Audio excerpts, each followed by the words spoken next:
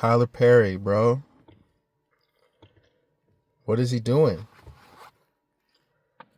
I just saw the trailer for the film. I mean, and that's like a stretch. I saw a trailer for the Netflix release called Straw with Taraji P. Henson and all the lovely actresses in that film. This shit looked crazy. The budget looked crazy. The camera angles looked crazy. And you might be asking, in what kind of context? Like crazy good or just crazy? And in this case it's just crazy. It's like Tyler Perry remembered the movie John Q, or A Dog's Day Afternoon, or he saw the movie with John Boyega and was like, let me do that. It was crazy.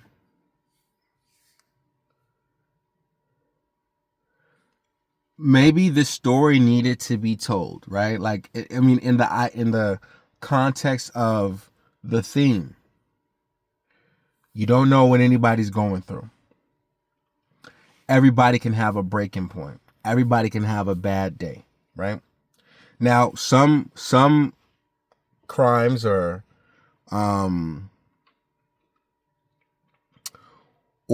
choices are just bad inherently, you know.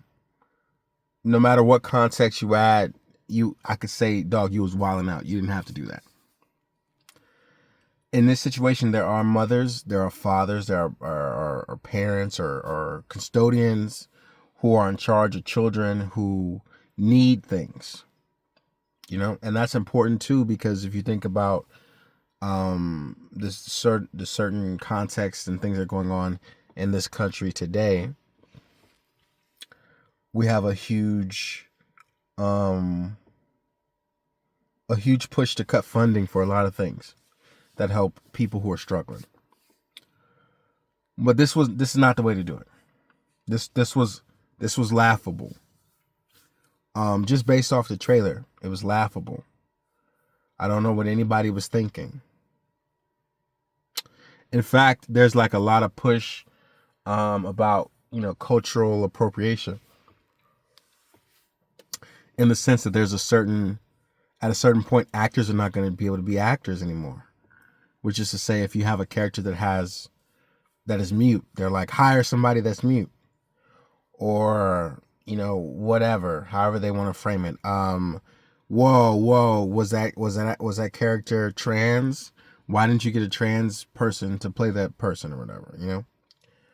But at this point, I'm like, all right, well, if we're gonna start doing that, then why do we have these rich people acting like they poor, you know? Like they understand the nuances of all that shit, you know?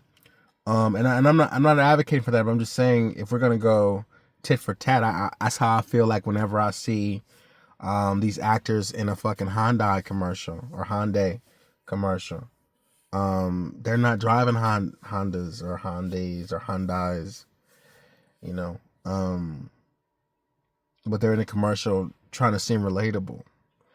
You know, let's have regular actors do these car commercials, but they want the star power. But it's like, Idris Elba, he doesn't have a car commercial, but if he did, it's not gonna be for Honda. You know, John Cena, I mean, he might have a Honda somewhere just in the tuck, you know, but he's like the voice of the Honda commercials. It's like, come on.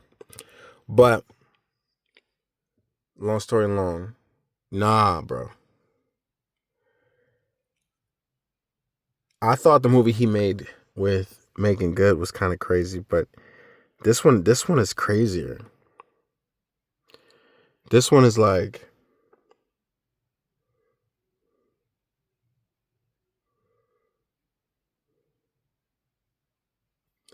It's like he bought the film studio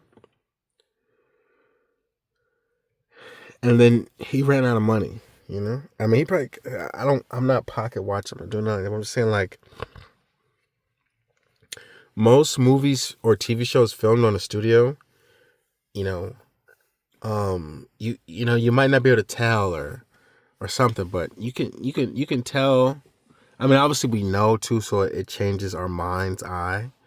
But it's like, hey Tyler, okay, you made 5 films at the studio. Can you go outside? Can you go on location? You know, can we get a you know, welcome back, welcome home, Roscoe Jenkins, whatever that's called, like whatever Martin did to film that. Can we get that kind of quality? Or Johnson Family's Vacation? Can we get that kind of quality of, you know, for us by us movie? And Tyler's like, nah, bro. Like, I just built a wall and I wrote school on it. And that's the school, man. Come on. You gonna watch a movie where, you know, a dude is flying or got claws coming out his hand? You can suspend your disbelief. You can't watch my movie and pretend that we're really different places.